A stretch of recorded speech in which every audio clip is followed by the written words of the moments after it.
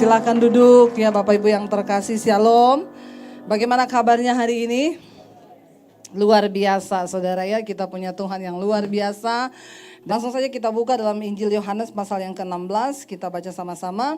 Ini adalah nasihat Yesus sebelum dia pergi meninggalkan dunia ini saudara kepada murid-muridnya.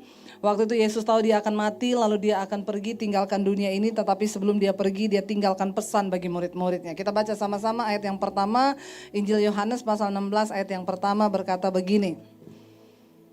Ya, semuanya ini kukatakan kepadamu supaya kamu jangan kecewa dan menolak aku. Ya, Yesus memberitahukan ini kepada murid-muridnya. Kamu jangan kecewa dan menolak aku. Bukankah kita semua tahu bahwa mengikut Tuhan itu bukan bicara tentang enak-enak, amin? Nggak ada amin ya. Yesus berkata begini, jika engkau ingin jadi muridku, pertama sangkal dirimu, pikul salibmu, lalu ikut aku. Ya, bicara mengikut Tuhan bukan enak-enak aja, berdoa dijawab, dapat mujizat, ini enak semuanya. Lalu kesaksian kita yang enak-enak. Kesaksian Kristen di Indonesia sama Kristen di China itu beda. Ya, kesaksian Kristen di Indonesia itu ada masalah dijawab tepuk tangan jemaatnya. Kesaksian di China mereka ibadah sembunyi, dikejar-kejar, mau dibunuh sama tentara. Kesaksian di sana seorang anak yang ikut Tuhan sungguh-sungguh sembunyi dari orang tuanya. Dia punya iman kepada Kristus. Satu saat tiap hari dia disiksa sama orang tuanya saudara karena dia ikut Yesus. Tapi dia tetap percaya, dia tetap ikut Tuhan. Satu saat waktu dia mau berangkat di sekolah dia ditabrak dan meninggal di tempat. Kalau Kristen di Indonesia dengar begini dia bilang ya Tuhan tidak beserta. Tapi ketika dia mati orang tuanya bertobat. Mama papanya terima Yesus. Dan hampir setiap minggu mereka mengajak jiwa baru, kurang lebih 6-7 jiwa baru. Seringkali ada yang harus dikorbankan untuk Tuhan. Kekristenan berbicara tentang pengorbanan, amin. Kita nggak bisa bicara ikut Tuhan kalau kita nggak mau bayar harga. Orang Kristen yang benar harus mau bayar harga. Ketika saya percaya Yesus, semua udah dengar kesaksian saya ya. Udah pada dengar? Halo, ada orang di sini? Ya, banyak yang belum dengar? Oh, banyak ya. Banyak jiwa baru berarti ya. Haleluya ya saudara ya. Iya, nama saya Debbie Basir, tapi saya nggak ada hubungannya sama Abu Bakar Basir. Dari latar belakang yang sama, papi saya haji dan saya terima Yesus tahun 95. Apa yang tidak pernah kita pikirkan, apa yang tidak pernah timbul dalam hati itu yang Tuhan sediakan. Yesus berkata bahwa kekristenan itu pilihan, ya. Kalau bukan Allah yang pilih kita nggak mungkin. Makanya Yesus berkata, ya bukan kamu yang memilih aku, tapi aku yang pilih kamu. Jadi kita ini adalah orang pilihan Tuhan. Kalau Anda tidak dipilih Tuhan, Anda tidak akan ada pada hari ini di sini. Bilang kanan kirimu, kamu tuh dipilih Tuhan loh. Ya, kalau kita nggak dipilih Tuhan, kita nggak ada saudara. Akhirnya saya ya dari kecil sudah diwanti-wanti sama papi saya jangan berteman dekat sama orang Kristen, apalagi pacaran. Kalau kamu sampai jatuh cinta sama laki-laki Kristen, apalagi menikah sama laki-laki Kristen, dengar kata papi saya, lebih baik papi bunuh kamu daripada kamu bikin malu keluarga. Dan itu tertanam di dalam benak saya. Dan saudara gak usah heran ya, waktu saya jadi Kristen papi saya bilang gini, papi kalau bunuh kamu, papi dapat pahala loh di sorga. Saudara bingung ya, kok bisa ada orang punya pemahaman begini? Kita lanjutin dulu baca biar saudara gak usah bingung ya. Baca ayat 2 dan 3 saudara. Ayat 2 berkata begini dengan suara yang keras, baca jadi gak usah tanya lagi. 1, 2, 3. Kamu akan dikucilkan, bahkan akan datang saatnya bahwa setiap orang yang membunuh kamu akan menyangka bahwa ia berbuat bakti bagi Allah. Yesus sudah menuliskan hal ini. Jadi gak usah heran, gak usah tanya. Kenapa dibom, kenapa dibunuh kok dapat pahala. Gak usah bingung lagi, Yesus sudah kasih tahu. Ini nubuatan yang Tuhan tulis dan sudah terjadi. Ya. Jadi waktu saya baca ini saya sudah gak heran lagi. Kenapa? Yesus sudah menulis. Dia bilang apa? Mereka akan berbuat ya demikian karena mereka tidak mengenal Bapa maupun anak. Mereka gak kenal Tuhan. Gak kenal jalan-jalannya. Ada saatnya kamu akan dibunuh. Bahkan ketika engkau dibunuh Ya, dia berpikir dia berbuat bakti pada Allahnya. Papi saya bilang, papi kalau bunuh kamu, papi dapat pahala di sorga. Saya sudah gak bingung dan ini lagi bertanya kenapa Tuhan. Memang Tuhan sudah ngomong, udah ada ditulis di Alkitab. Akhirnya saya saudara waktu itu terima Yesus ya, karena dulu sebelum bertobat saya pelatih senam aerobik saudara, makanya gayanya begini nih. Ya. Dan tanpa pengenalan yang benar akan Tuhan, saya gak pernah tahu tujuan hidup saya mau kemana. Karena saya pikir ya saya dilahirkan, setelah lahir besar cari kerja, dapat duit, hidup, ya udah mati-mati. Cuman itu pikiran saya. Saya nggak pernah tahu bahwa Tuhan itu punya rencana bagi saya di dunia ini dan juga saudara, katakan. Ya, Tuhan punya rencana bagi kita di dunia ini. Bilang kanan kirimu, Tuhan tuh punya rencana atas hidupmu. Ya, benar saudara, Tuhan tuh punya rencana. Lalu apa rencana Tuhan itu? Lalu saya nggak ngerti, akhirnya saya tertekan di dalam keluarga karena papi saya tuh galak banget, tiap hari main pukul. Saya kalau dipukul saudara sampai biru-biru, badan saya merayap minta ampun nggak diampuni. Ya, dihajar pakai ikat pinggang sampai biru-biru, dipukul pakai kayu, rambut saya mau dibotak, dijambak segala macam. Nangis minta ampun nggak diampuni. Mami saya bilang gini, kamu maklum aja kenapa papi begitu, dia itu punya banyak ilmu. Salah satu ilmu yang sangat mempengaruhi papi saya ketika dia belajar ilmu kebal. Di tengah laut, di tengah malam, bulan purnama sama dukun diisi ilmu kebal, dimandiin. Dan sejak saat itu semakin menjadi-jadi, tiap hari marah, gak pernah ada hari tanpa marah dan tanpa mukul. Makanya saya bilang orang Kristen yang tiap hari marah-marah, pasti ada ilmu kebal itu. Harus didoakan pelepasan. Kenapa? Karena Tuhan panggil kita untuk hidup dalam kerajaan Allah. Apa itu kerajaan Allah? Roma 14 ayat 12 berkata begini, sebab kerajaan Allah itu bukan soal makanan, bukan soal pakaian, bukan soal rumah mewah, bukan soal mobil mewah, bukan semua yang serba mewah yang Anda pakai di dunia ini, tapi kerajaan sorga berbicara tentang kebenaran, damai sejahtera dan sukacita oleh Roh Kudus. Kita gak bisa bohongin diri kita, mau semewah apapun yang kita pakai hari ini, kalau engkau tidak hidup dalam kebenaran, maka hidupmu tidak akan ada damai. Dan ketika engkau tidak punya damai itu, engkau tidak punya sukacita. Yesus datang ke dalam dunia bukan bawa agama Kristen. Saudara, jangan bangga ketika engkau cuma jadi Kristen. Karena bukan orang Kristen yang masuk surga, amin. Yesus gak pernah berkata kalau kamu jadi Kristen kamu pasti masuk surga. Gak ada ayatnya. Dia bahkan berkata tidak semua, bukan karena sebab bukan semua orang yang berseru padaku Tuhan, Tuhan yang akan masuk dalam kerajaan Allah. Tapi mereka yang melakukan kehendak Bapa di sorga. Kalau Yesus berkata ayat itu bukan setiap orang yang berseru padaku Tuhan, Tuhan. Siapa yang menyebut Yesus itu Tuhan? Agama apa coba? Agama apa yang menyebut Yesus Tuhan? Saya tuh bingung ya, di sini ada orang atau pura-pura nggak tahu atau gengsi atau apa. Jawablah saudara kalau ditanyain sama pendeta, amin. Tolong kita agak bersahabat dikit ya. Atau saudara kaget lihat saya kok datang marah-marah. Enggak, memang saya ini begini loh. Saya nggak ngajak berantem. Ya, saudara yang menyebut Yesus Tuhan tuh agama apa? Nah gitu dong. Biar cepat khotbahnya, amin. Saudara nggak jawab kita nggak selesai-selesai loh. Saudara hanya agama Kristen yang menyebut Yesus Tuhan. Berarti ayat ini ditulis buat siapa? Orang Kristen. Bukan setiap orang yang berseru padaku Tuhan, Tuhan akan masuk dalam kerajaan sorga. Tapi mereka yang melakukan kehendak Bapa. Yesus datang ke dunia bukan bawa agama Kristen. Tidak ada satupun agama yang bisa menyelamatkan orang, termasuk agama Kristen. Jadi jangan bangga kalau KTP saudara tulisannya Kristen. Ya, kalau hanya KTP-mu yang Kristen, maka ketika sangkakala akhir zaman berbunyi, dompet saudara terbuka, KTP saudara terangkat naik ke surga. Lalu saudara bingung, loh kok cuma KTP? Malaikat bilang, iya karena yang Kristen hanya KTP-mu. Lalu kita tertinggal. Ya, jangan saudara. Yesus datang ke dunia bukan bawa agama Kristen, lalu Yesus datang bawa apa? Bawa kerajaan Allah. Amin. Roma 14 ayat 17, sebab kerajaan Allah bukan soal makanan, minuman, pakaian, tapi soal kebenaran, damai sejahtera dan sukacita. Anda tidak bisa menipu diri. Walaupun Anda hidup dalam kemewahan, kalau engkau tidak hidup dalam kerajaan sorga, engkau rugi di dunia ini. Hello? Ya, benar nggak saudara? Mau semewah apapun kita pakai tas 500 juta. Kalau dalam rumah tangga ribut terus suami istri tiap hari omong kosong. Setan bersorak-sorai lihat hidup kita. Ya, kalau dalam rumah tangga kita tidak ada kebenaran, apalagi damai dan sukacita, maka itu semua dibangun dengan kepalsuan. Dan Anda jauh dari kerajaan Allah.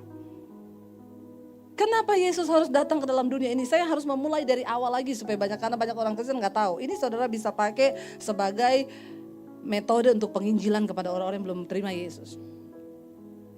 Pertama kali Tuhan menciptakan bukan setan. Yang pertama kali Tuhan ciptakan apa? Malaikat. Namanya Lucifer, dia memimpin pujian di sorga. Lalu dia memberontak, lalu dia dibuang kemana? Setan waktu memberontak dari sorga dibuang kemana? Yang lulus kom berapa banyak? Ya, itu loh yang Alkitab bilang. Kalau dilihat secara umur, harusnya Bapak Ibu ini sudah jadi pengajar. Tapi asas-asas tentang kekristenan aja belum ngerti. Astagfirullah subhanallah. Setan, malaikat dibuang, memberontak sama Tuhan di sorga, dibuang kemana? Bumi. Waktu itu bumi masih kosong. Ketika setan dibuang ke bumi, dia membangun kerajaannya dan sistem kepemerintahannya di dunia ini. Lalu Tuhan ciptakan manusia yang serupa dan segambar dengan Allah dan sangat dikasihinya. Pertama kali manusia diciptakan, kita ditempatkan di mana? Taman Eden. Nggak perlu kerja, pengen makan durian, tinggal ngomong durian jatuh, terbuka, makan enak. Ya, mau ngapain ada semua. Tapi akhirnya setan membujuk manusia, lalu manusia pun jatuh ke dalam dosa. Ketika manusia berdosa, Allah itu kudus, manusia berdosa, kita terbuang dari hadapan Allah. Lalu manusia dari Taman Eden dibuang kemana? Sekarang kita ada di mana? Kita dibuang juga ke bumi. Berarti kita hidup satu nusa kambangan sama setan. Bilang amin dong. Gak usah takut ya, bilang amin saudara. Kita hidup satu nusa kambangan sama ngomongnya biasa aja ya. Ngomong setan. Ya, jadi kita hidup satu nusa kambangan sama setan. Makanya di dunia ini tidak enak. Mau sehebat apapun kita dekat dengan Tuhan, yang namanya dunia tuh gak enak. Ada yang bilang dunia ini enak?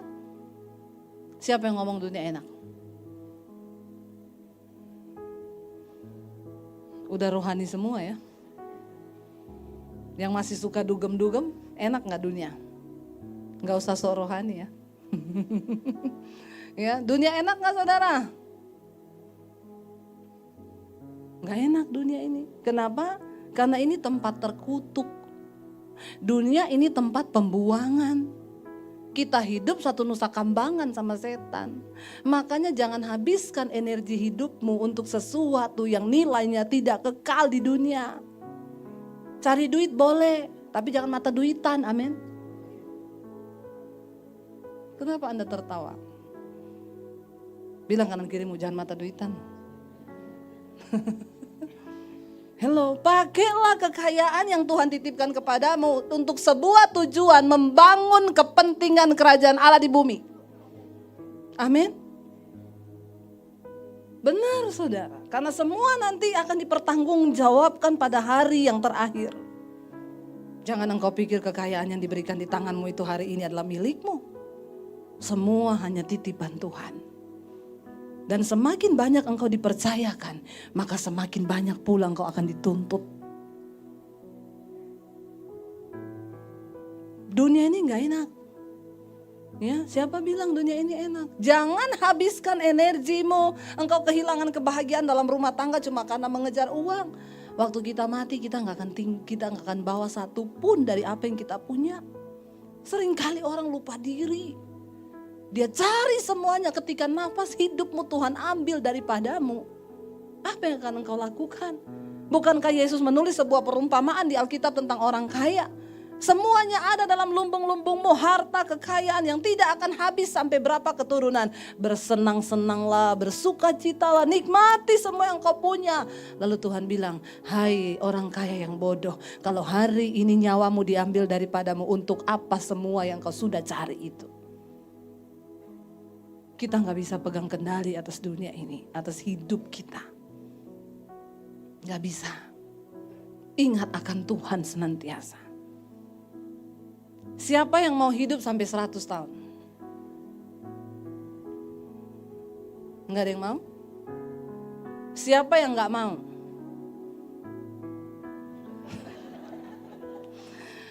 Saya mau tanya lagi ya, harus ada yang angkat tangan. Enggak ada angkat tangan, awas loh ya. Yang mau hidup sampai 100 tahun angkat tangan. Enggak ada. Yang tidak mau sampai 100 tahun angkat tangan. Yang bingung angkat kaki. Yang tidak mau sampai 100 tahun, saya mau tanya, kenapa nggak mau sampai 100 tahun ibu? Hah? Menderita, ya, sakit tulangnya, ya, lututnya sakit, udah nggak bisa jalan. Belum lagi pikun, mau ke dapur tembus ke teras, ya, mau ke teras masuk garasi. Ya, pikun, istrinya tetangga dipikir istrinya dia. Kalau itu pura-pura pikun. Enggak usah pura-pura pikun ya, bapak-bapak. Ya. Saudara nggak mau sampai 100 tahun karena sakit, menderita. Tetap aja alasannya egois ya. Kalau dikasih sehat, tulangnya sehat, semua sehat, nggak ada sakit, banyak duit, mau nggak 100 tahun?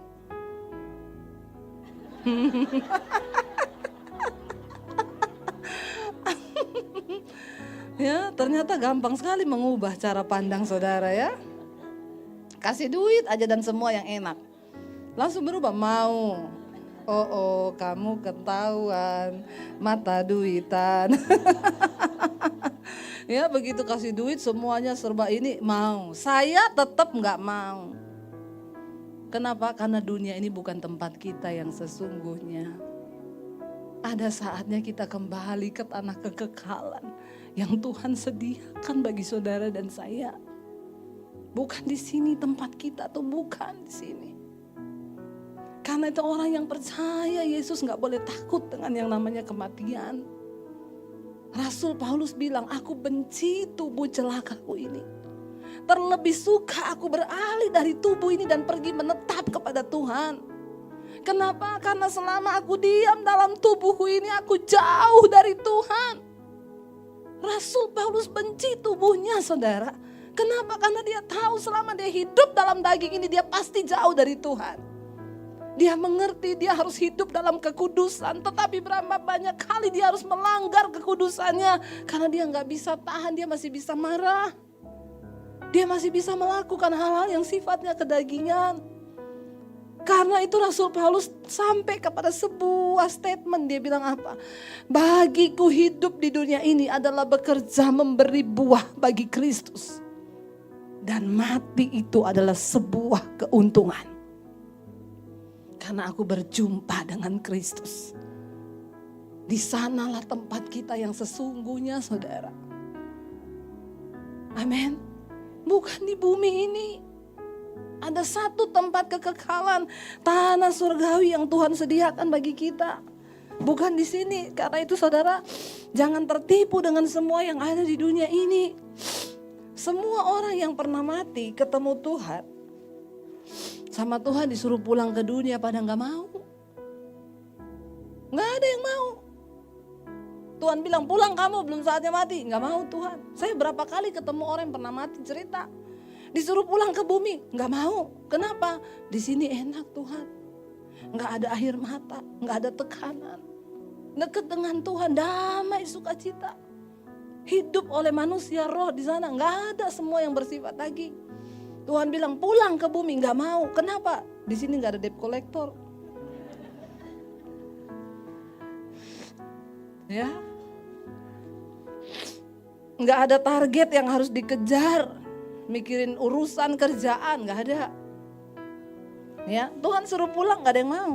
Tapi Tuhan bilang belum saatnya, kamu harus pulang. Jadi saudara gak perlu takut dengan yang namanya kematian. Bagian kita, persiapkan diri. Semua bisa terjadi, nggak usah bicara bom dulu baru mau mati. Ada banyak orang mulai ketakutan, wih bom di mana-mana. Setiap waktu kita bisa mati, amin. Nggak usah tunggu bom meledak baru mati, nggak usah. Orang duduk di kursi aja bisa mati. Saya punya saudara, pulang jalan-jalan pagi duduk di sofa sama istrinya ngobrol. Istrinya bilang, "Say, aku mandi dulu ya." Iya, pergi mandi 10 menit, keluar suaminya udah meninggal di sofa. Sampai istrinya nangis, "Kamu mati kenapa nggak ngomong-ngomong?" Ya namanya juga mati, masa pamit? Pamit itu piknik. Orang mati gak pamit. Dia bilang, "Kalau saya tahu kamu mati, saya gak mandi tadi lah." Gak benar, siapa yang tahu? 10 menit ditinggal kamar mandi, roh maut lewat, tarik nyawanya, pulang. Orang kaya. Kurang apa coba? Gak ada yang tahu hidup ini saudara. Teman saya suaminya matinya simpel gini, lihat, "Say, ini plafon rumah kita bocor loh." Ya udah panggil tukang ya, nggak usah kata suaminya. "Saya bisa kok, cuman pendek, nggak usah panggil tukang."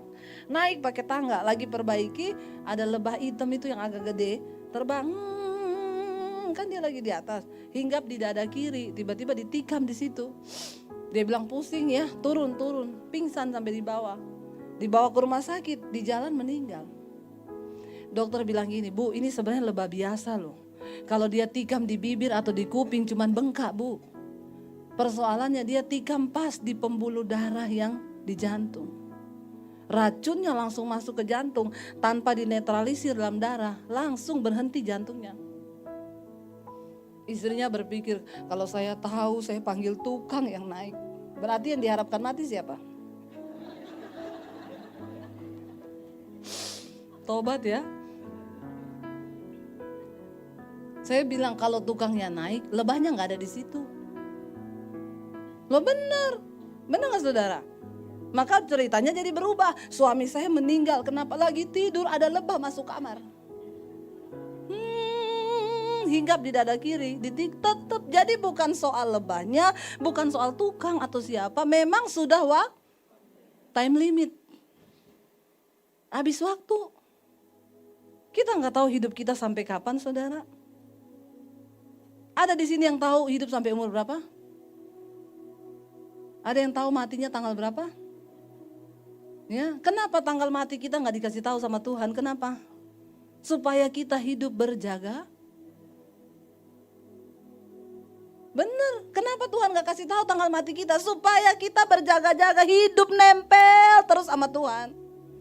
Karena kalau tanggal mati kita dikasih tahu misalnya ya, kamu akan mati tanggal 31 Desember 2030 seiring bubarnya Indonesia. Tolak dalam nama Yesus, Indonesia gak akan bubar. Indonesia bangsa yang dikasihi Tuhan. Karena ada anak-anak Tuhan yang terus berdoa bagi bangsa ini. Amin saudara. Kalau dikasih tahu ya kamu mati tanggal 31 tahun 2030. Maka saya yakin kita akan berdosa sampai tanggal 29. Ayo bener gak, ngaku gak? Ya berdosa terus tanggal 29 terakhir ini. Ya mau pijet dulu. Ya, ya ke panti pijet, Alexi sudah ditutup. Tapi rohnya tetap ada gak? Ada. Ya pijet dulu ya sampai tanggal 29 ya. Besoknya tanggal 30 kudus. Bangun pagi ke teman-teman, "Wey, mau kemana bro?"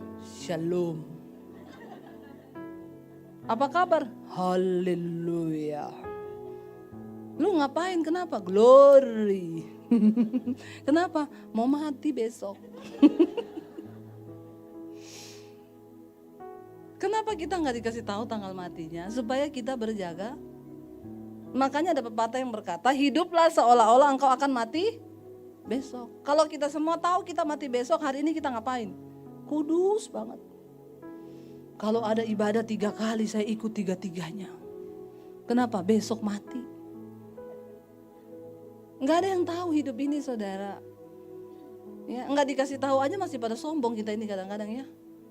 Nggak mikir ya.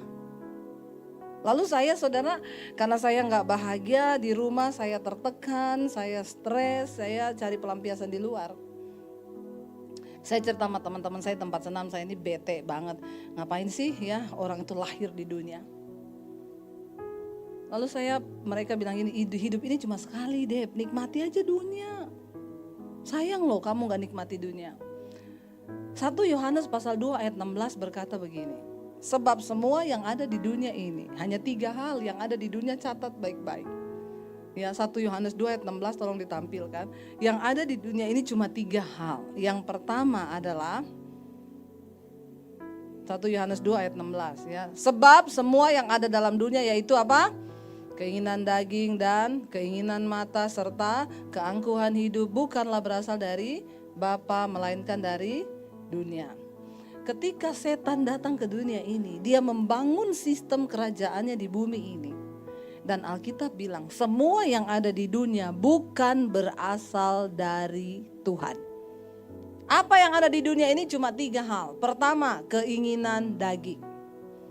Apa itu keinginan daging? Galatia 5 bilang percabulan, kenajisan, hawa nafsu, nafsu jahat, iri hati, kebencian, dendam, amarah, keserakahan, dan rupa-rupa kejahatan ada dalam daging kita. Dan barang siapa yang hidup menurut daging maka dia akan mati binasa. Tetapi jika oleh roh engkau mematikan perbuatan dagingmu maka kamu akan hidup, kata firman Tuhan. Amin saudara. Yang pertama ada keinginan daging. Semua punya daging gak? Ingat ya, dagingmu itu punya keinginan. Ya, makanya agak dikurang-kurangi berat badannya. Enggak. Ya, mau gendut, mau kurus tetap sama yang namanya keinginan daging ya.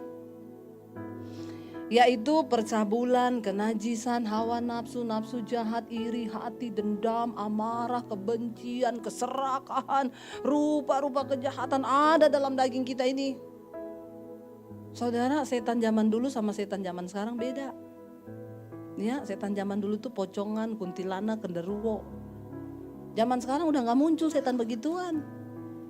Kenapa gak muncul? Udah kalah pamor. Manusia udah gak takut ya, film horor laku keras. Sampai setan gondok, mereka kok gak takut lagi sama kita ya. Film kuntilanak ditonton, film setan ditonton, bejubel penontonnya antri. Mau beli tiket, sampai setan geleng-geleng kepala. Makanya setan udah gak muncul dalam hal yang begituan lagi. Ya, setan-setan zaman dulu sembunyi di gedung-gedung tua, di pabrik tua, sembunyi ngumpet, didatangi loh sama produser sama kameramen. Datang ke gedung tua ngapa? Cari setan mau di syuting. Ambil setan stres. Kata setan gini, memang sudah akhir zaman ya. Kenapa kata temennya? Lihat ya, bukan kita yang ganggu manusia, manusia yang ganggu kita. Sekarang semua manusia kesetanan loh. Ambil setan protes sama Tuhan, saya gak mau jadi setan lagi Tuhan. Kenapa?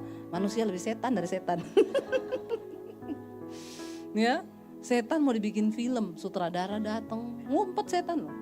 Kata setan, saya gak mau jadi bintang film. Cari aja yang lain, akhirnya orang kerasukan di syuting. Ya, setan stres. Kata setan, tidak ada tempat aman lagi bagi kita di dunia ini. Nah karena setan udah stres, dia tahu udah makin zaman, dia berinovasi. Setan zaman now. Setan zaman now tidak lagi menakutkan ya, kuntilanak, pocongan, udah enggak. Kata kuntilanak gini, aku sama orang Kristen lebih kudus aku. Bajuku panjang sampai di bawah, bolongannya 1 tok di belakang. Orang Kristen zaman now dia bilang, udah bajunya pendek, bolong di mana-mana. Jadi kata kuntilanak, Eke bingung, yang setan Eke apa ye? Halo bapak-bapak, banyak kuntilanak akhir zaman. Ya, banyak pelakor zaman now.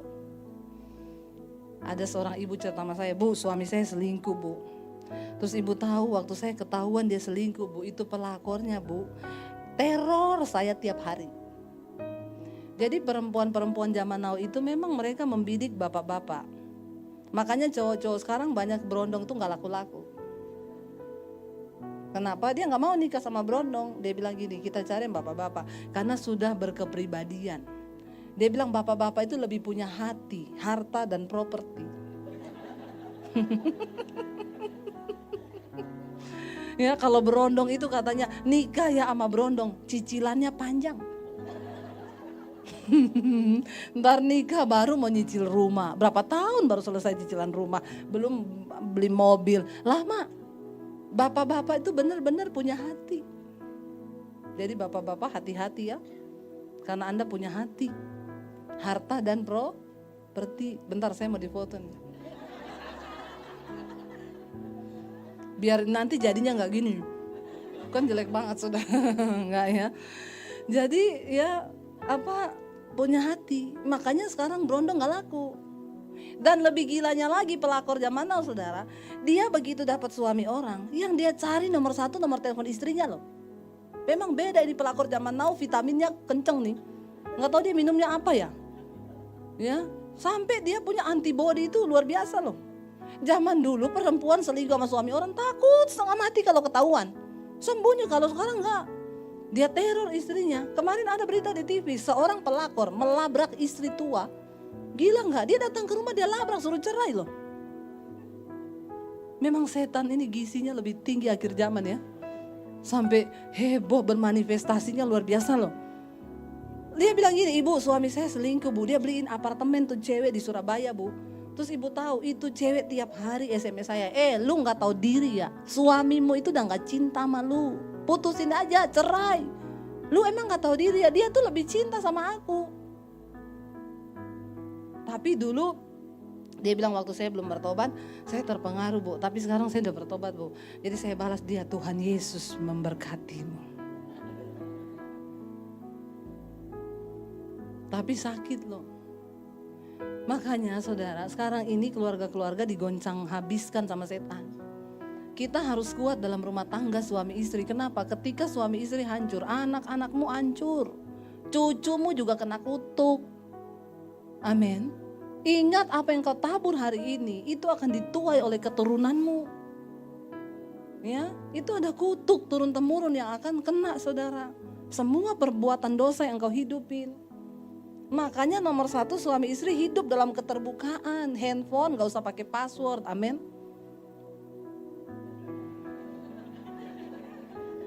Ketahuan ini masih banyak yang pada pakai password ya. Kalaupun pakai password suami istri harus saling tahu. Gak apa-apa tuker-tukeran, ada loh orang Kristen suami istri gak boleh istrinya pegang HP suaminya, gak boleh. Ini harus dibaptis ulang. Dan kita rendam agak lama. 5 menit gitu. Dia buka mata langsung di rumah Bapa di sorga. Langsung masuk sorga daripada hidup lagi terus bikin ulah lagi. Bener loh bapak-bapak, jangan ya. Jangan simpan-simpan HP. Nggak apa-apa, saya sama suami kadang tuker-tukeran loh. Itu kan kenapa istri ada di sampingmu. Istri itu teman pewaris kerajaan Allah. Dia akan jadi penolong dan juga satpam buatmu. Amin bapak-bapak. Ya, demikian juga istri-istri, kita terbuka sama suami kita. Kalau ada yang ganggu, bapak-bapak kasih tahu sama istrimu. Ya, perempuan-perempuan zaman now menyamar jadi sales credit card, nanti telepon, terus nanti ajak kencan. Ya, terus nanya, "Pak, udah makan belum?" Bilang, "Udah, istri saya masak nasi goreng pedes banget. Kayak sambel." Hati-hati loh saudara ya, jangan ditutup-tutupin. Makanya satu kali ada bapak-bapak, dia bilang sama istrinya gini, saya mau bikin kopi nih, gula di mana? Kata istrinya, itu loh di botol ya ada tulisannya garam. Nah kok bisa gula ditulis garam biar gak ketahuan semut? Terus suaminya kan bingung, loh kok bisa gitu? Kata dia, kan kayak kamu Pak, HP-mu Wanti lu tulis Wanto. Hello. Jadi kalau HP-nya bunyi isinya tanya, siapa itu yang telepon? Pak Wanto. Padahal waktu diangkat, halo. Bertobat. Yang benar begitu gak usah angkat tangan bapak-bapak ya. Di rumah saja bertobat. Lo benar gak saudara? Ya, akhirnya saya nikmati dunia, keinginan daging yang pertama. Percabulan, kenajisan, saya ke diskotik, ya saya dugem, saya lakukan semua hal, saya bersinah. Itu yang setan taruh dalam diri kita. Lalu Alkitab bilang di dunia ini yang kedua yang ada itu keinginan mata. Mata manusia itu ada puasnya enggak? Halo? Mata kita ini ada puasnya enggak? Enggak ada puasnya manusia itu, ya. Dikasih motor pengen, kasih mobil pengen, kapal, ya, jadi juragan kapal. Kasih kapal pengen helikopter, ya. Dikasih rumah tadinya kontrakan cuma 1 petak, pengen punya rumah sendiri. Kasih rumah 1 pengen 10. Udah punya rumah 10, beli tanah di mana-mana. Udah punya kapling di mana-mana, ya. Punya hotel, punya villa, ya. Udah punya rumah di sorga belum? Udah punya kapling di sorga? Jangan lupa ya saudara, jangan cuma beli kapling di bumi ya. Nanti di sana kita harus ada kapling loh. Jangan cuma kaya di bumi, tapi engkau melarat di hadapan Tuhan. Lalu dikasih ini, tetap nggak ada puasnya manusia itu. Pengen mata kita tuh pengen terus. Berapa banyak yang udah menikah di sini? Ya, yang sudah menikah. Bapak yang pakai baju hitam deh. Nah, sudah menikah ya Pak? Itu istrinya ya Pak? Menurut Bapak istrinya cantik gak? Cantik ya? Yang lebih cantik dari istrinya ada gak? Hah? Mama?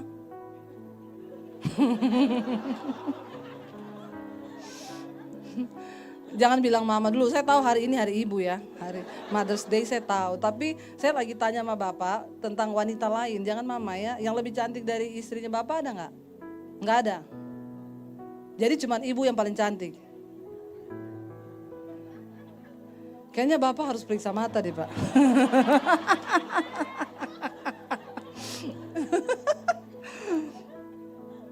Ya mirip sama suami saya saudara. Kalau saya tanya saya, menurut kamu saya cantik gak cantik? Cantik banget. Yang lebih cantik dari saya ada? Gak ada. Kamu paling cantik seluruh dunia. Saya bilang pret. Kenapa saya bilang pret? Kalau jalan di mall ada ibu-ibu cantik dilirik sama dia saudara. Tapi gak apa-apa, berarti pria normal. Yang dia lirik wanita cantik. Daripada dia lirik cowok ganteng. Bahaya, cucok. Ya.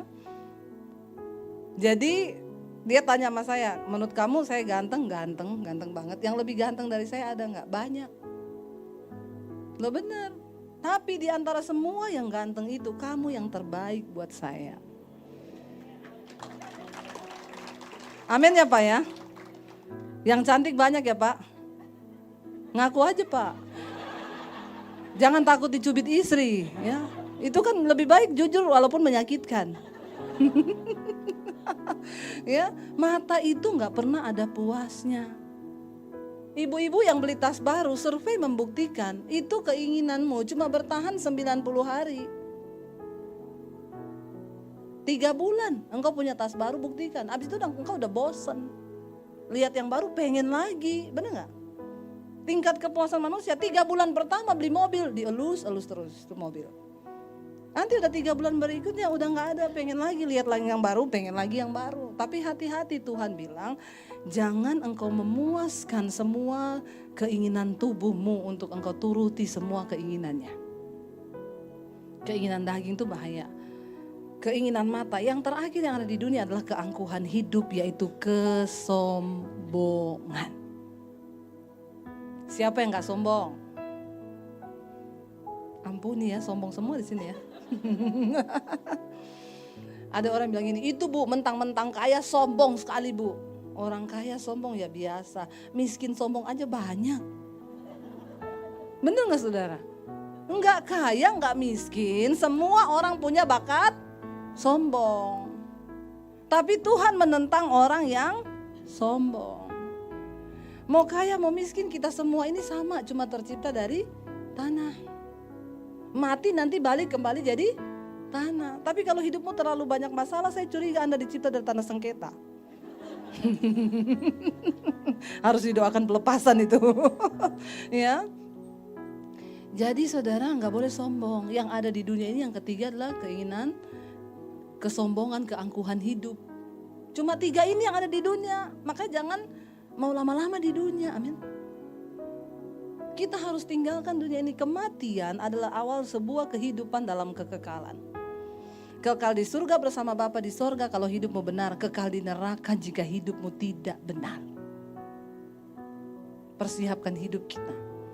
Ini saya sampai jam berapa? Udah habis waktu ya Bu?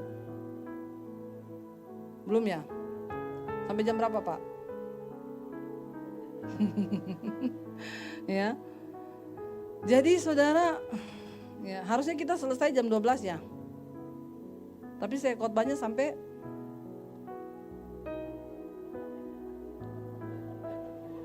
jam 1 ya Bu. Anda puas, saya lemes. Habis ini saya masih ada khotbah 2 kali lagi saudara ya. Hari Minggu itu hari dinas. Ya, pokoknya hari kerja buat hamba Tuhan. Jadi ya kita hidup ya di dunia ini cuma ada 3 hal ini. Ya, maka jangan betah-betah. Yesus kenapa datang ke dunia? Dia datang membawa kerajaan Allah. Waktu dunia ini udah hancur, dia lihat manusia hidup di dalam terkutuk hidupnya, menderita. Dia harus turun ke bumi. Saya nginjilin satu bapak sopir Grab. Saya suka kemana-mana tuh naik Grab saudara. Kenapa? Ketemu banyak orang. Kita bisa nginjil. Saya pesan Grab yang ambil namanya Muhammad. Waduh, Muhammad. Ya udahlah. Dia datang. Ibu Debbie Basir, iya. Pak Muhammad, iya, naik Bu. Naik. Pakai kopiah putih. Gantungan di mobilnya tasbih. Pak, ini lagi apa rame-rame tuh Pak di radio tuh Pak. Dia kan putar radio. Ini Bu, Setia Novanto itu loh Bu. Oh, yang ditabrak tiang listrik ya? Iya gini-gini. Oh ya udah. Terus dia bilang gini, tapi ibu jangan salah loh. Itu Setia Novanto itu kan istrinya satu suku sama ibu. Loh emang bapak tahu saya suku apa? Ibu Chinese kan? Haleluya saudara ya. Saya ada tampang Chinese kah? Ya kalau buka kacamata kayaknya cipit ya. Saya bilang bukan Pak. Ya saya ini asli dari Sulawesi. Terus dia bilang gini, oh kalau gitu ibu pribumi dong. Bukan Pak, saya peribulan. Ya, saya bilang Bapak jangan ngomong-ngomong pribumi. Semua orang yang lahir di Indonesia, mau orang Arab, orang mana, orang Sunda, orang mana, orang Chinese, kalau dia udah punya akte lahir di Indonesia itu artinya Pak NKRI harga mati. Amin. Kita kan naik Grab ketemu orang kan, ya ketemu. Orang Kristen itu sekarang kan eksklusif, ketemu sesama Kristen, makan sesama Kristen, di mobil sesama Kristen. Terus kita kapan nginjil? Garam kumpul sama garam, nanti jadi gudang garam. Darah tinggi semua, marah-marah berantem, pecah. Jangan, ya keluar beritakan Injil, amin. Biar nggak ketinggian garamnya. Jadi dia bilang gini, oh berarti Bu pribumi ya? Enggak, saya. Oh ya udah Bu, berarti ibu Muslim. Lihat saudara, yang diomongin kalau nggak pribumi bawa agama. Ini orang kategori kebanyakan micin. Ya, jadi gagal fokus. Dia lagi nyetir gini, berarti ibu Muslim ya? Saya bilang dulu Pak, tiba-tiba dia ngerem, cit. Dulu, berarti ibu sekarang apa? Pak, lihat ke depan nanti nabrak. Santai aja Pak, biasa aja. Lalu dia bilang, loh dulu berarti ibu sekarang apa? Ya sekarang saya ke gereja. Oh ibu murtad ya jadi Kristen. Ya terserah Bapak sebut saya apa, saya nggak marah kok. Bapak bilang saya juga murtad, saya nggak marah. Tapi saya nggak mau Bapak sebut saya Kristen. Ibu kenapa pindah Kristen? Jangan sebut saya pindah Kristen Pak. Kenapa? Karena nggak semua orang Kristen masuk surga. Makanya buat kami itu agama itu tidak bisa menyelamatkan. Makanya kita nggak pernah bela agama Pak. Apalagi sampai berjilid-jilid. Nggak usah. Ya karena buat kami bukan agama yang menyelamatkan. Lah terus maksudnya ibu mau disebut apa? Saya lebih senang kalau Bapak sebut saya pengikut Kristus. Oh iya, karena kalau pengikut Kristus itu pasti surga. Ya kalau cuman Kristen belum tentu. Lalu ibu cerita dong kenapa ya ibu bisa beralih jadi, yaitu tadi ibu bilang pengikut Kristus. Ya, saya bilang kalau saya cerita lama loh Pak, mudah-mudahan macet ya. Ya, karena kalau nggak macet gantung nanti, nggak selesai. Terus dia bilang gini, kayaknya kita masuk tol di depan Gatot Subroto macet tuh Bu, boleh tuh Bu. Jadi sengaja cari rute macet ya Pak ya, biar selesai ceritanya. Lalu dia bilang gini, Bu, kenapa kami menyebut orang Kristen itu kafir? Karena dalam surat Al-Ikhlas dengan jelas dikatakan lam yalid wa lam yulad wa lam yatul wal kufuwan ahad. Yang artinya bahwa Allah itu tidak beranak dan tidak diperanakan. Iya Pak, saya setuju. Setuju sekali. Kenapa? Karena Yesus itu tidak diperanakan secara manusia. Dia nggak lahir dari persetubuhan antara laki-laki dan perempuan. Di dalam surat Al-Maryam dikatakan bahwa sesungguhnya Isa Al-Masih dikandung dalam kandungannya Maryam oleh Rohulullah, yaitu Roh Allah. Dan dia adalah kalimatullah, firman Allah yang menjelma menjadi manusia. Jadi dia tidak diperanakan secara benih manusia, tapi dia adalah benih ilahi yang dititip dalam kandungannya Maryam. Dia bilang menarik ini Bu. Tapi tolong Bapak garis bawahi, saya tidak mengkristenisasi Bapak. Jadi kalau Bapak rekam ini rekaman, silakan Bapak rekam. Saya nggak mengkristenisasi Bapak loh. Karena udah ada pendeta yang dipenjara kan saudara. Kemarin diputus 6 tahun penjara, dia nginjilin supir Grab. Ya, dianggap mengkristenisasi, tapi karena dia dulu mantan kiai ya, jadi dia tahu semua ayat-ayat ya. Nah dia pakai untuk menyerang, jadi dapat deh. Saya bilang saya tidak mengkristenisasi Bapak loh ya, karena saya juga nggak bangga kalau Bapak jadi Kristen. Terus Bapak ke gereja bikin penuh-penuh bangku gereja, enggak. Saya senang kalau Bapak ketemu Tuhan yang benar, Yesus Kristus. Itu aja. Lalu saya cerita sama dia saudara di jalan, wih luar biasa ya Bu ya, iya Pak. Kalau Bapak mati nanti Bapak yakin gak ke sorga? Ya semoga semua mogol dan gagal. Ya semoga. Jadi ya sudah, saya bersaksi sama dia saudara. Yesus Kristus itu anak Allah yang turun. Kenapa dia harus datang ke bumi Pak? Karena dia datang membawa kerajaan Allah. Dia pengen kasih tahu sama manusia, ini loh jalan yang benar, ini kehidupan yang benar. Kerajaan Allah itu apa? Kebenaran, damai, sejahtera dan sukacita. Itu aja. Itu yang manusia butuhkan, bukan yang lain. Orang punya harta banyak juga, kalau hidupnya nggak damai ngapain coba saudara? Ya, saya konselingin ibu-ibu tuh. Tasnya aja 500 juta. Kalau ke gereja sama suami gandeng tangan, duduk di bangku nomor 2. Begitu saya disuruh ke rumahnya, saya masuk rumahnya, aduh Bu, rumahnya kayak surga di bumi ya. Bagus banget rumahnya. Terus saya bilang gini, Ibu pasti bahagia banget ya Bu, ya ke gereja bareng sama suami. Dia bilang, Ibu Debbie, saya mau bilang sama Ibu, kami sudah 6 tahun pisah ranjang. Kita nggak tidur bareng Bu. Saya bilang, kenapa Ibu beli ranjang yang kecil? Yang gede biar tidur berdua, udah gede Bu. Tapi udah gak cocok. Tapi kami gak bercerai hanya untuk demi nama baik. Tuhan ditipu demi nama baik. Saya tanya, loh Ibu kalau ke gereja sama suami tuh gandeng tangan, saya pikir itu Ibu akur-akur aja. Itu hanya sandiwara. Ternyata di gereja banyak pemain. Ya, cuma tidak terekspos di TV. Ya, kalau ke gereja berantem di mobil suami istri, mau dekat ke Menara Sampurna, udah dekat gereja, hapus air matamu. Istrinya dikasih tisu. Nanti pulang gereja kita lanjutkan.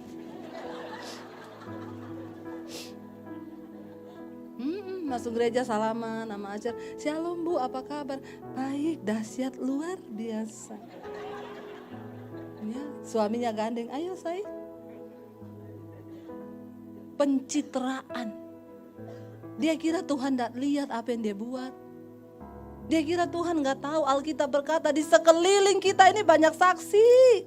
Saksi yang pertama itu mata Tuhan. Setiap hari mata Tuhan menjelajah ke seluruh bumi, melihat orang baik dan orang jahat. Itu kata firman Tuhan.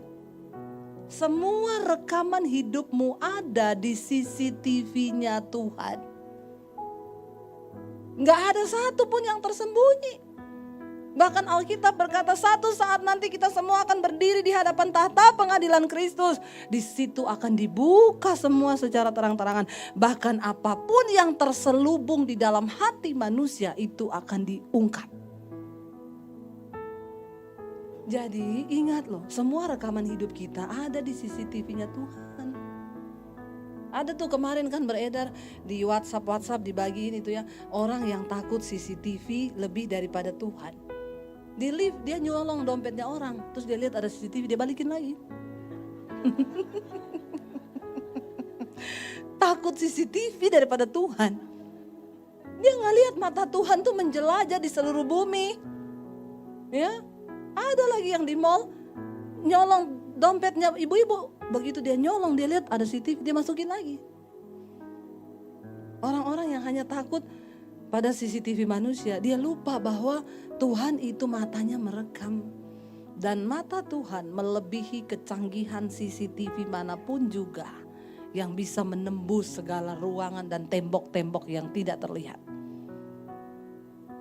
Jadi satu saat kita semua akan berdiri di hadapan tahta pengadilan Kristus. Lalu akan ditanya, kamu pernah selingkuh gak? Demi Allah. Gak pernah. Tuhan bilang malaikat, puter channel 7. Ada rekamannya. Jadi hari ini kita pulang bertobat. Tuhan, saya mau hapus semua rekaman hidup saya yang lama. Saya mau bikin rekaman hidup yang baru mulai hari ini. Tuhan gak pernah menghitung berapa banyak dosamu, tapi dia selalu mau tunggu kapan engkau bangkit kembali untuk hidup dalam kekudusan dan perkenanannya. Amin saudara. Akhirnya saudara, saya stres, saya kecewa, saya marah. Saya terusin sampai jam 12 ya Bu. Gak apa-apa ya? Boleh saudara? Ada yang keberatan? Ya, biar selesailah ya. Jadi ke depan udah gak bersaksi lagi. Jadi, karena tadi ini saya mau khotbah sebenarnya, tapi banyak yang belum dengar kesaksian saya. Nanti Anda dibilang kurang gaul. Ya, jadi kalau Debbie Basir ya yang mana tuh ya? Biar tahu kesaksian saya. Akhirnya saya stres, saya ikuti apa yang dunia mau. Teman-teman saya ngajak saya ke diskotik, dugem, judi. Wah, ikuti daging itu kayaknya enak saudara. Tapi kita kehilangan damai sejahtera. Waktu di diskotik goyang pulang. Stres 2 kali lipat, tambah lagi. Bener ya, bukan bahagia, makin stres. Pada akhirnya saudara, setan itu kerjaannya mencuri, membunuh, membinasakan. Dia tiap hari mencari orang yang bisa dicobai. Jadi kerjaannya setan tiap hari berjalan keliling-keliling. Cari orang yang bisa dicobai. Jadi kalau Anda juga tukang keliling-keliling, nanti ketemu banyak setan. Ya. Lalu saya jatuh, ya. Singkat cerita saya hamil di luar nikah tahun 95. Dan disitulah saya benar-benar terpuruk. Ya, saya jatuh. Setan datang gini, hidupmu udah hancur. Ya, kamu gugurin kandunganmu pun gak ada guna. Kenapa? Karena satu saat kan pasti bakal ketahuan. Jadi siapa yang mau nikahin kamu lagi? Mending kamu bunuh diri aja. Jadi saya sembunyiin saudara kehamilan saya, sembunyi sampai saya takut kalau ketahuan papi saya bisa dibantai. Saya sembunyiin, akhirnya saya cerita ke teman saya bilang, ya kamu gak mungkin nikah kan? Ya enggak lah, yaudah. Yuk saya antar ke dukun. Zaman itu tahun 95 praktek aborsi gak kayak sekarang, di tiap tikungan ada. Ya, dulu setengah mati kalau mau aborsi ke rumah sakit sama dokter, ketahuan nih suaminya siapa apalagi di kota kecil begitu. Saya cerita ke teman saya, dia bilang ada dukun yang bisa gugurin. Pinter, sering dia, ayo kita cari. Saya dibawa, tapi dukunnya mau didatangi kalau malam. Rumahnya di pinggir pantai, angin sepoi-sepoi, horor. Rumahnya gubuk bambu, dukunnya keluar dari gubuk, nenek-nenek tua rambut putih panjang kayak mak lampir. Coba saudara masuk dalam cerita saya. Tatap mata saya. Bener horor. Saya masuk, Dia pegang perut saya, dia bilang gini, ini sudah kegedean, kenapa kamu gak cepat kesini? Tapi kamu benar-benar mau ini dibuang? Iya Nek, saya gak mau nikah, saya baru lulus SMA waktu itu. Oke bisa, tapi kalau udah gede gini kita terpaksa.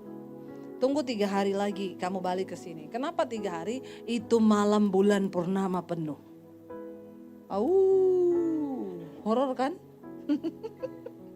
Kenapa? Kita akan adakan ritual. Jadi kamu harus bawa syarat-syaratnya. Syaratnya apa Nek? Ayam hitam, telur, beras, kelapa. Kayaknya dia mau bikin nasi uduk. Dia suruh saya bawa bahan-bahannya, goblok gak saudara? Jadi saya tanya, kerupuk sekalian gak? Sambal? Bawang goreng? Bodoh ya. Lalu teman saya bilang, balik gak? Enggak. Kenapa gak mau balik? Saya bilang, saya ini memang setan ya. Tapi saya takut sama setan yang beginian. Pakai ritual, bawa kelapa-kelapa, ayam-ayam hitam, enggak. Gini loh, kalau kamu takut ketahuan, nanti saya yang cariin bahan-bahannya, kata teman saya nggak mau. Nanti saya cari cara sendiri. Lah terus gimana? Nanti saya cari cara sendiri. Saya lakukan hal-hal yang ekstrim buat ibu hamil. Saya minum obat, saya minum jamu, saya lompat dari atas tembok tinggi ke bawah saudara. Tiap hari nggak bisa gugur juga. Tapi memang ada saatnya Tuhan izinkan kita masuk di dalam lembah kekelaman. Kenapa? Karena sering kali hanya di dalam lembah kekelaman lah kita bisa berjumpa secara pribadi dengan Tuhan. Yang belum masuk saya doakan masuklah di dalam lembah kekelaman. Loh benar, penting, perlu. Jangan cuma yang enak-enak terus. Orang harus berjumpa dengan Tuhan secara pribadi.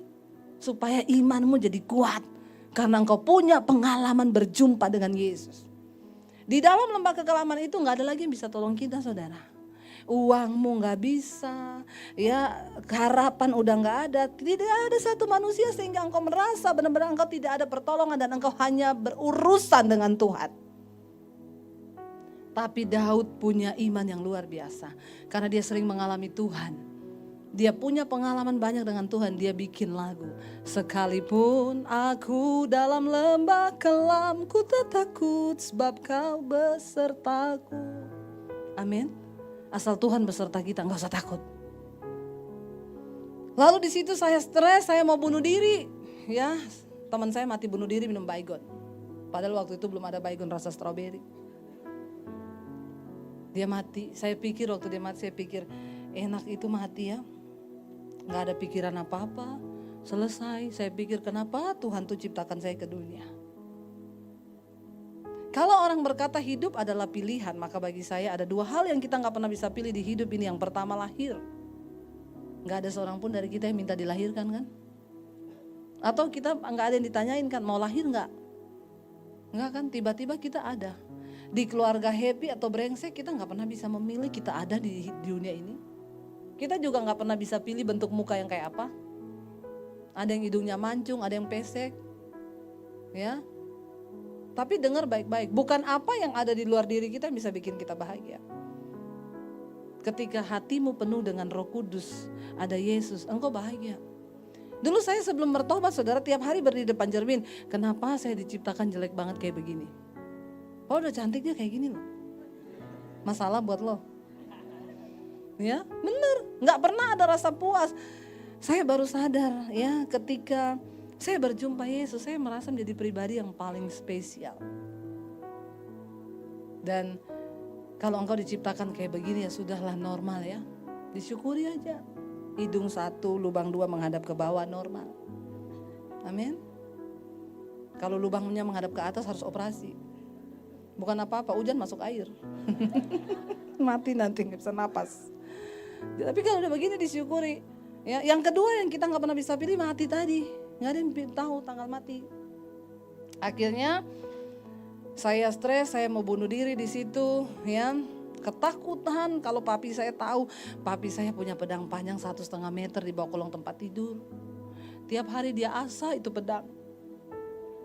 Dia kalau berantem sama tetangga saya yang Kristen dia angkat itu pedang. Dia punya keris, dia punya samurai, dia punya pistol di lemari. Jadi saya tiap hari ketakutan ini kalau dia tahu dia tembak kepala saya habis nih. Tapi firman Tuhan berkata begini, aku memberikan kepadamu bukan roh ketakutan, tapi roh yang membangkitkan kekuatan. Ketakutan itu bukan dari Tuhan, saudara. Apa yang Anda takuti hari ini? Takut mati? Berapa banyak yang masih takut mati? Nggak ada ya? Yang sudah siap mati? Nggak ada juga. Ini gimana sih? Ya, Anda siap atau tidak siap? Kalau udah saatnya mati, mati loh. Jadi daripada tidak siap, lebih baik siapkan diri. Amin. Ya. Jadi saya waktu itu ketakutan, takut apa lagi? Takut setan. Ada yang takut setan? Jujur loh. Ketakutan itu roh ya, dan dia bukan dari Tuhan loh. Jangan takut setan, saudara. Amin. Karena setan yang sebenarnya itu bukan yang menampakkan diri, itu bukan. Setan sebenarnya itu yang berkecol di hatimu, yang bikin kau kepahitan, itu setan. Ada pendoa syafaat ngomong, Bu, di rumah saya ada setan loh. Kok ibu bisa tahu? Saya tiap turun ke bawah jam 2 malam mau ambil minum, dia duduk di sofa. Hitam gede gitu, Bu. Terus apa yang ibu lakukan? Pertama-tama lu saya takut, tapi sekarang udah enggak, Bu. Saya kalau lihat saya bilang permisi. Saya enggak ganggu kamu ya. Tan. Jadi saya tanya sama dia, Ibu itu sertifikat rumah atas nama ibu atau atas nama setan? Kenapa ibu yang permisi sama dia? Ya harusnya dia dong yang permisi sama ibu. Saya bingung ya, rumahnya pendoa syafaat ada setan. Bingung gak saudara? Dulu pertama kali saya datang di Jakarta, saya kan kontrak rumah. Orang bilang itu ada, Bu, murah. Tapi jujur kata satpamnya horor. Saya bilang saya suka itu yang banyak setan. Ya, yang penting murah dulu, ambil dulu. Tapi banyak setan, Bu. Gak apa-apa, saya datang, setan pergi. Amin. Jangan saudara datang, setan juga datang. Nah ini gak benar. Setan itu kan gak tahan hidup satu rumah dengan orang benar. Jadi jangan takut sama rumah horor, amin. Kita datang, setannya pergi. Hello. Orang Kristen gak boleh takut setan. Amin. Ya. Lalu ada orang juga yang takut miskin. Yang ini pasti orang kaya, karena orang miskin udah gak takut miskin, dia emang udah miskin. Sudah tidak ada lagi yang perlu ditakuti, jadi bersyukurlah Anda yang miskin.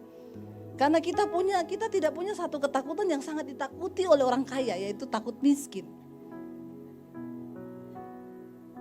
Yang miskin agak terhibur hari ini ya. Jangan takut saudara ya. Makanya ada orang selingkuh, panggil saya ke apartemennya, Bu, saya ini peliharaan. Cewek cantik banget sudah. Saya kaget, biasanya yang dipelihara kan kucing atau anjing. Ini perempuan cantik dipelihara. Saya bilang, oh iya Bu, saya dengar ibu khotbah waktu itu, saya pengen bertobat, Bu, saya mau sungguh-sungguh ikuti Yesus. Beneran, benar. Siap miskin gak? Ya gak usah miskin kali, Bu. Ya enggak, kamu mau tobat? Iya, Bu, pengen ikuti Yesus sungguh-sungguh. Tapi siap miskin? Ya gak usah lah, Bu. Masa ikut Yesus harus miskin? Tidak harus miskin, tapi siap miskin.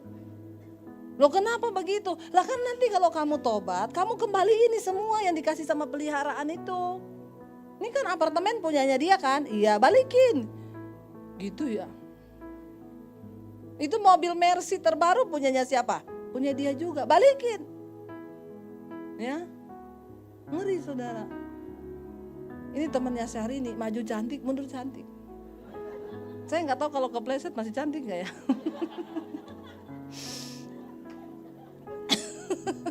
Jadi begitulah saudara ya, orang itu kadang-kadang gitu. Kita ini sampai di satu titik di mana nggak ada lagi yang bisa kita pertahankan. Ya, itu baru benar-benar ikut Yesus. Jadi jangan takut ya. Akhirnya saudara saya di situ saya mau bunuh diri ya, karena saya takut sama papi saya. Dan malam itu ketika saya nangis di kamar saya tulis surat buat orang tua, papi, mami, saya cuma mau bilang sekarang saya lagi hamil. Saya nggak tahu mau ngomong apa, tapi kalau saya mati tolong ampuni dosa saya. Ini yang terbaik bagi saya. Lalu malam itu saya nangis, saya cuma bilang ini, Tuhan, sebelum aku mati, aku tahu ada Tuhan di dunia ini, tapi siapa Engkau? Kalau memang Engkau ada, tunjukkan dirimu kepada saya sebelum saya mati. Saya tahu kalau saya mati bunuh diri, saya pasti masuk neraka. Dan kalau semua orang yang mau bunuh diri itu berdoa minta ketemu Tuhan dulu, maka dia pasti gak jadi mati. Karena perjumpaan dengan Tuhan itu yang mengubahkan hidup kita. Dan akhirnya malam itu Tuhan Yesus datangi saya. Roh Kudus turun ke atas saya. Baca yuk ayat yang ke berapa ya? 7 kali ya. Dan kalau ia turun, Injil Yohanes tadi. Nah, namun benar yang kukatakan ini kepadamu adalah lebih berguna bagi kamu jika aku pergi. Sebab jika aku tidak pergi, penghibur itu tidak akan datang kepadamu. Tetapi jika aku pergi, aku akan mengutus dia kepadamu. Ayat yang ke-8 baca sama-sama. Dan kalau ia datang, ia akan menginsyafkan dunia akan dosa, kebenaran, dan penghakiman. Saya malam itu dijamah Roh Kudus, ini yang terjadi. Saya diinsyafkan akan dosa, kebenaran, dan penghakiman. Tidak ada satu pendeta hebat pun yang bisa bikin orang bertobat selain kuasa Roh Kudus. Waktu saya minta Tuhan tunjukkan dirinya, Roh Kudus dikirim. Makanya Yesus bilang, lebih berguna bagi kamu jika aku pergi. Sebab jika aku tidak pergi, roh itu gak datang. Tapi kalau aku pergi, aku kirim dia bagi dunia ini. Lalu saudara, saya dijamah, saya nangis minta ampun bertobat. Yang tadinya saya merasa benar dengan semua pemikiran saya. Bahkan saya tuduh Tuhan jahat, kurang kerjaan, engkau ciptakan saya ke dunia. Ngapain engkau lahirkan saya? Dasar engkau Tuhan gak ada kerjaan. Orang stres, Tuhan pun disalahin. Mendekati gila. Tapi ketika Roh Kudus masuk, makanya saya bilang, siapa yang bisa mengubah paradigma? Bunuh orang dianggap berbuat bakti pada Allah. Siapa yang bisa ngubah? Cuma Roh Kudus. Saulus yang tadinya seorang teroris, dia bunuh orang Kristen, dijamah Roh Kudus. Dia beralih, benar-benar berbalik 180 derajat. Memberitakan Injil, bahkan rela mati bagi Injil Kristus. Siapa yang ubah? Roh Kudus. Kita minta lawatan Roh Kudus, saudara.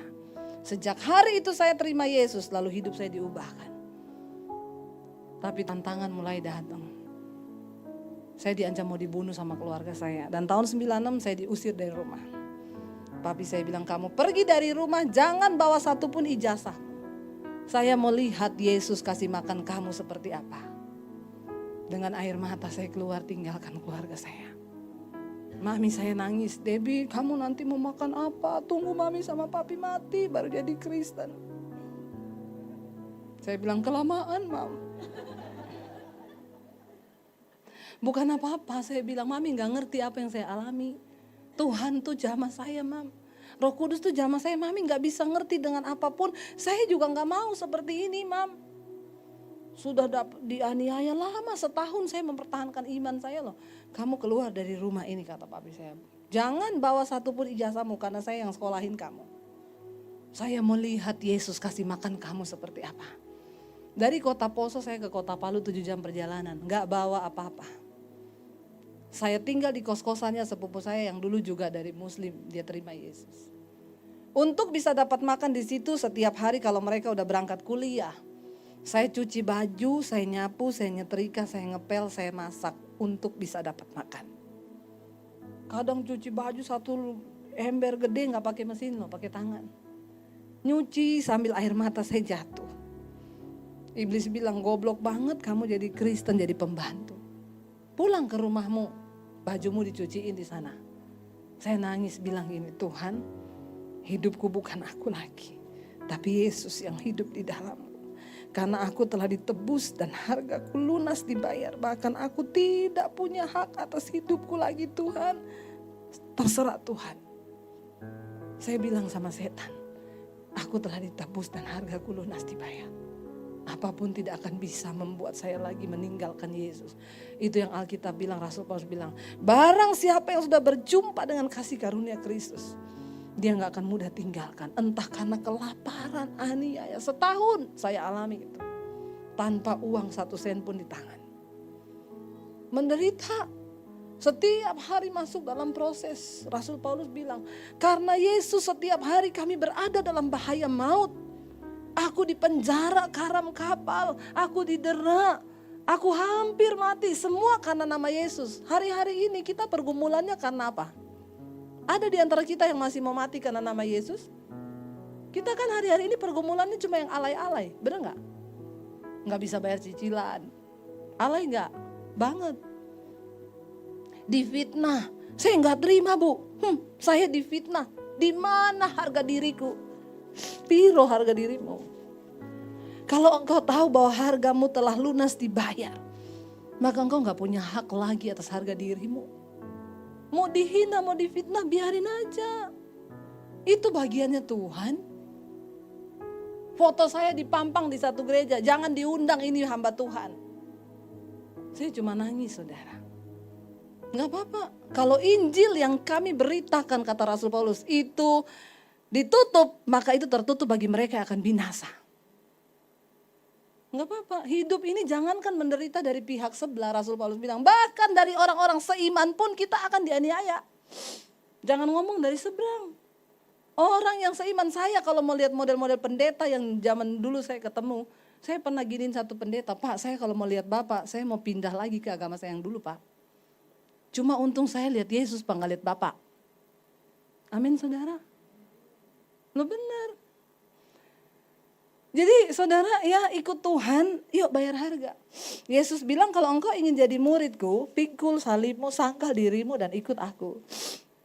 Ikut Yesus itu bukan enak-enak. Saya berdoa setiap kita di tempat ini tidak ada satupun yang tertinggal. Kita akan mengalami Tuhan bersama-sama. Saya undang para imam musik, mari kita bangkit berdiri bersama.